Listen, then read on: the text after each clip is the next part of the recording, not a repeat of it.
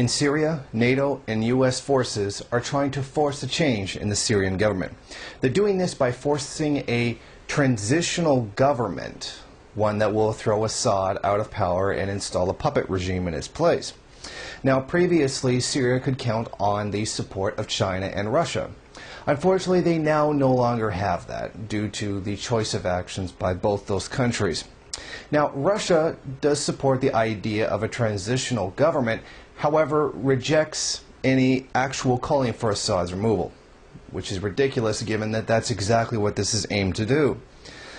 Now, Foreign Minister Yang Jiechi said China does as well. The desire to remove Assad from government can be adequately shown by the author of the plan, the former UN Secretary General Kofi Annan. The government will have to reform by discussion, negotiation, and by mutual consent, and I will doubt that the Syrians who have fought so hard for their independence will select people with blood in their hands to lead them. Meaning they will select whoever it is U.S. forces tell them to select.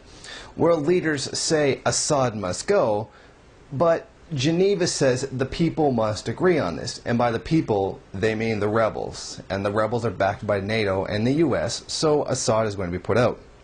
Now, this is all about destabilizing the government so that a regime change can be put in, causing it to become a U.S. puppet.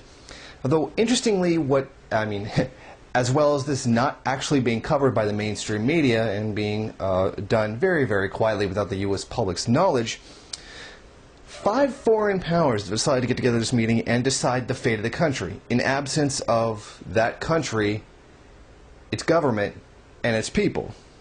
This is all being done without even asking them anything about it, or them even having any participation in it, which in itself is a fascist act.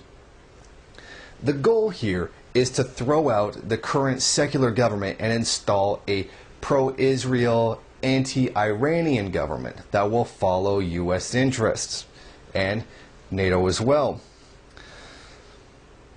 Now, it's so interesting that they're saying the rebels, that the people are calling for Assad, the rebels, and that's who they're referring to, the rebels, are calling for Assad to be thrown out, while it's actually NATO and the U.S. who are controlling the rebels.